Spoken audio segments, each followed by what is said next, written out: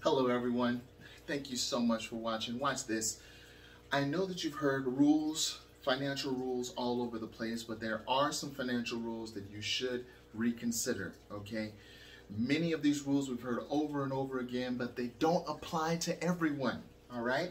So instead of blindly following rules that someone else made, take the opportunity to consider a few counter arguments, and you might find a better alternative to what you're currently doing with your money. Now, consider whether or not these financial rules make sense to you. Number one, cutting expenses. Cutting expenses is the key to long-term financial success. Most of the well-known personal finance gurus focus on cutting expenses and saving money. While there's no reason to spend money unnecessarily, there's only so much you can cut from your expenses. Then you're stuck with no further room for growth and a potentially less than enjoyable lifestyle.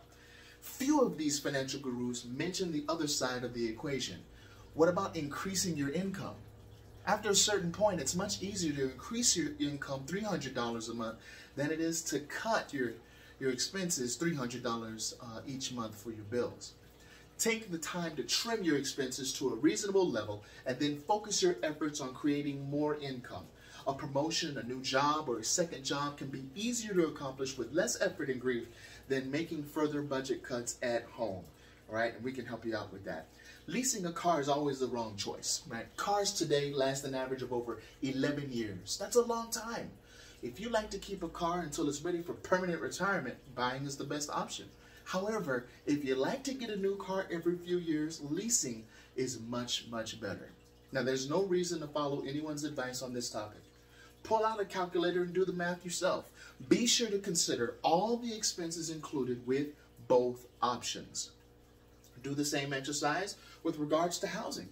Renting is usually a better option in the short term. If you're not going anywhere anytime soon, buying is likely to be the best bet. All right, number three, do what you love and the money will follow.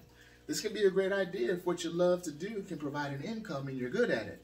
There are many hobbies and interests that would be exceedingly difficult to turn into a significant source of income. You might also find that your hobby ceases to be enjoyable when you're forced to do it 40+ hours each week and have to do it in a way that earns you money. For example, you might love to go bass fishing, right? But professional fishermen have to fish standing up, rain or shine, in the hot and cold weather, and make certain number of casts per hour to be competitive. You also have to travel extensively. Many people that love to fish wouldn't enjoy fishing in that manner. And number four, always contribute the maximum amount to your 401k. Now, if you don't have an emergency account, how will you pay for a new transmission or the $4,000 deductible for your broken leg? What if you lose your job? There are other expenses that should be considered before putting all of that money into your 401k or other retirement account. Withdrawing money from a retirement account can result in both penalties and taxes.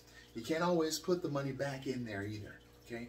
There are just a few of the common financial rules that you should consider breaking, okay? No rule applies to all situations. Examine the rules you've been following and see if they make sense for your financial situation. If you are in need of a second or a third income, talk to me about it, creditwiz@investorpro.org, or you can get into our free Velocity University community, free for now, right?